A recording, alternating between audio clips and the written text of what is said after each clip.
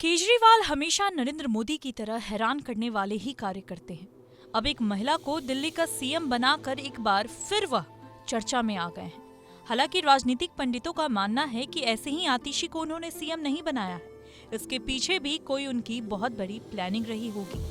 पर फिर भी इसके हम मोटे मोटे 5 कारण आपको बताते हैं। कारण 1, देश की राजनीति में जिन नेता को सबसे ज्यादा मंत्रालय दिए जाते हैं और जो मंत्रालय दिए जाते हैं उससे तय होता है कि उसकी भूमिका भी कितनी बड़ी रहने वाली है।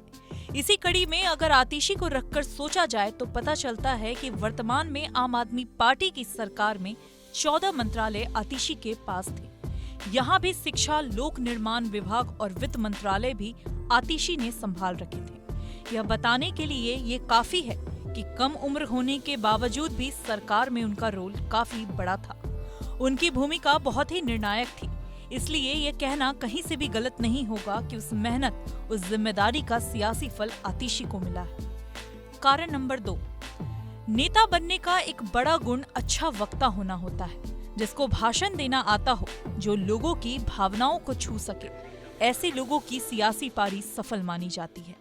अब जिस तरह से आतिशी ने बड़े नेताओं के जेल जाने के बीच में पार्टी को संभाल रखा था, जिस तरह से वे मीडिया को लगातार संबोधित करती रही हैं, उससे एक बात तो पूरी तरह से साफ था कि उन्होंने ही मोर्चा संभाल रखा था।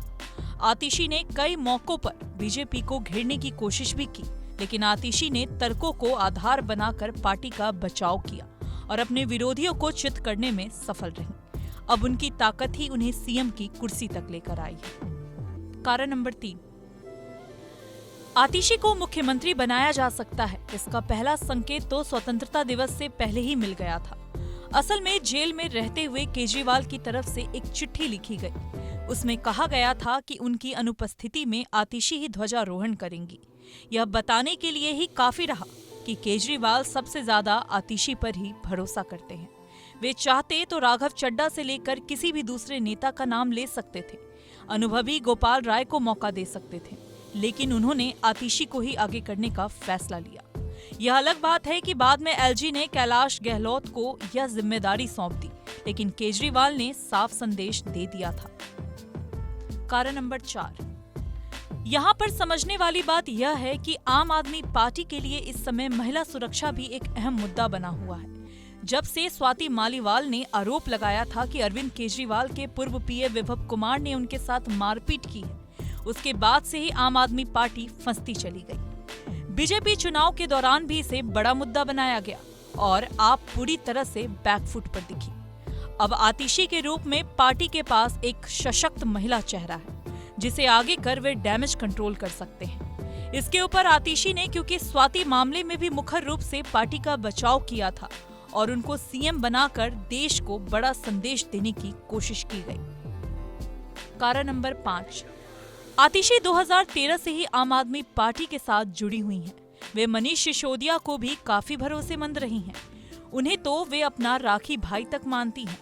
एक समय तक वे उनकी एडवाइजर के रूप में भी काम कर चुकी हैं। इस वजह से पार्टी में सिसोदिया के जो समर्थक हैं वो आतिशी को पसंद करते हैं।